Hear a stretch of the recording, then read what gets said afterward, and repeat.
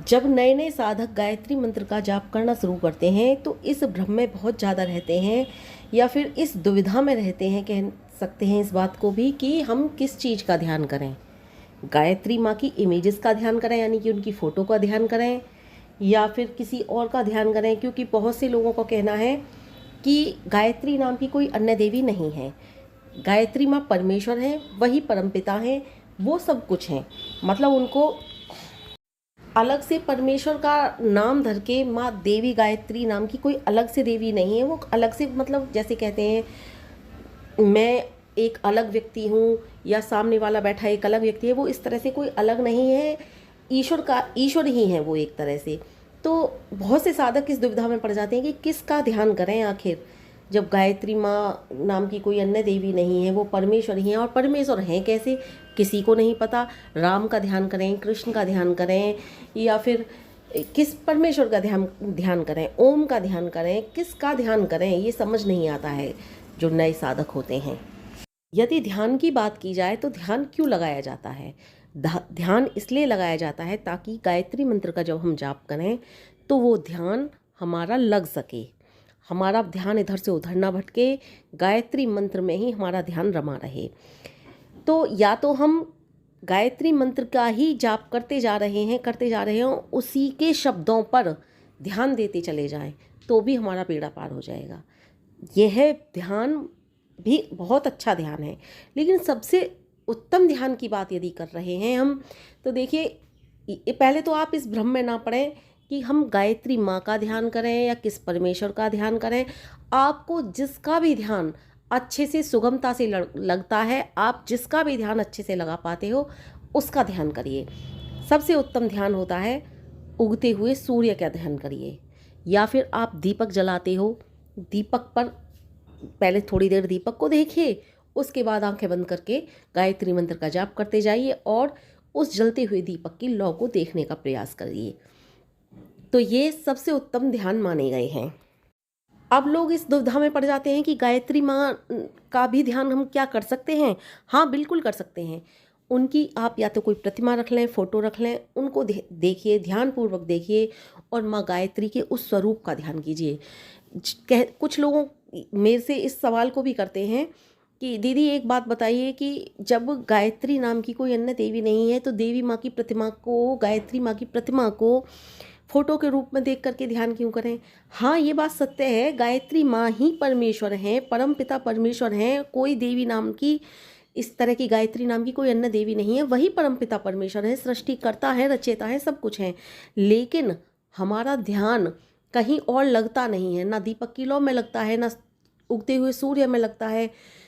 तो हमारा ध्यान बहुत अच्छे से रम जाए, मैं सभी साधकों की बात नहीं कर रही, बहुत से साधक सूर्य का ध्यान कर लेते हैं, बहुत से साधक दीपक की लौ का भी ध्यान कर लेते हैं, अपनी सांसों को आते जाते सुन सकते हैं, ले ध्यान उस पर ध्यान लगा लेते हैं बहुत से साधक। मैं उनकी बात कर रही हूँ जो बिल्कुल भी किसी भी तरह से उनका ध्यान नहीं लग पाता।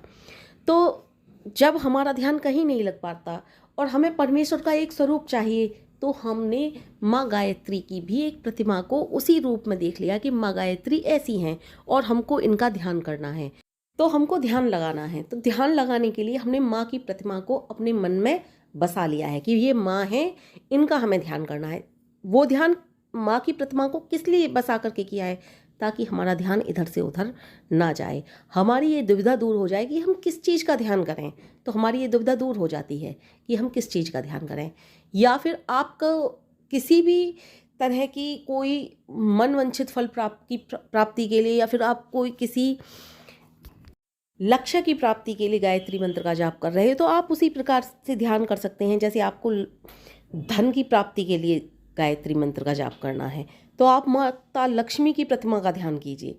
माता लक्ष्मी धन की देवी मानी गई हैं और गायत्री माँ सब कुछ देने वाली हैं, उन्हीं के सारे स्वरूप हैं। चाहे आप किसी भी स्वरूप को ले लो, सब स्वरूप उन्हीं के हैं। परम पिता परमेश्वर ही गायत्री माँ है, परम पिता परमेश्वर ही लक्ष्मी माँ है, परम पिता परमेश्वर ही सरस्वती माँ है, परम पिता परमेश्वर ही दुर्गा माँ है। तो यदि आपको धन की प्राप्ति चाहिए तो आप माँ लक्ष्मी के स्वरूप की वंदना कीजिए। यदि आपको शक्ति चाहते हो, आप चाहते हो मैं शक्तिशाली बन जाऊं, तो आप दुर्गे माँ की प्रतिमा का स्वरूप का ध्यान कीजिए। और यदि आप चाहते हो कि मैं पढ़ाई लिखाई में अच्छा हो जाऊं, मैं पढ़ूं लिखूं, मैं ज्ञान पढ़ने लिखने वाले विद्यार्थियों की ही बात नहीं कर रही हूँ यहाँ पर, मैं ज्ञान भी जो चाहते हैं कि मुझे ज्ञान की प्राप्ति हो, या फिर विद्वान बनना चाहते हैं, या फिर किसी भी तरह से आप बुद्धिमान बनना चाहते हैं, तो आपको माँ सरस्वती की प्रतिमा का ध्यान करना चाहिए। इस प्रकार आप किसी भी माँ के रूप का ध्यान कर सकते हैं। और अगर आप चाहते हो, बहुत से होते हैं इस तरह के, वैसे तो गायत्री मंत्र के साधक के मन में इस तरह की कोई भावना नहीं होती है कि मैं स्त्री रूप में ही पिता परमेश्वर को क्यों ध्यान करूं, वैसे गायत्री मंत्र का साधक इस तरह की बातें नहीं सोचता है। लेकिन फिर भी बहुत से होते हैं इस तरह की बातें सोचते हैं। उनको जैसे कहते हैं कि मैं माँ के रूप में, तो आप किसी का भी ध्यान कर सकते हैं देखिए, लेकिन आपको कोई मन में इस तरह की कोई भावना जग रही है, तो मैं कहती हूँ फिर आप किसी का भी ध्यान कर सकते हो। श्री राम भगवान का ध्यान कीजिए अगर आदर्शवादी बनना चाहते हैं, हर तरह से निपुण बनना चाहते हैं, श्री कृष्ण भगवान का ध्यान करके गायत्री मंत्र का जाप कीजिए। आपको हर तरह की सफलता प्राप्त करना चाहते हैं, हर तरह के कार्य में सफल होना चाहते हैं। आपने देखा होगा श्री कृष्ण भगवान के विषय में लोग कहते हैं वो महामानव थे, उनके मुकाबले आज भी कोई नहीं है, शायद आगे भी कोई जन्म ना ले उनके जैसा। तो आप श्री कृष्ण भगवान का ध्यान कीजिए। यदि आपकी समझ में कुछ नहीं आता है किसका ध्यान करें, श्री हरि विष्णु भगवान का ध्यान करके गायत्री मंत्र का जाप कीजिए, भोले बाबा का ध्यान करके गायत्री मंत्र का जाप कीजिए, पार्वती माँ का ध्यान करके गायत्री मंत्र का जाप कीजिए। मेरा कहने का मतलब है ध्यान लगाना होता है सिर्फ, लेकिन गायत्री मंत्र के जाप यदि आप करेंगे तो वो सीधे सीधे परमपिता परमेश्वर के लिए जा रहे हैं।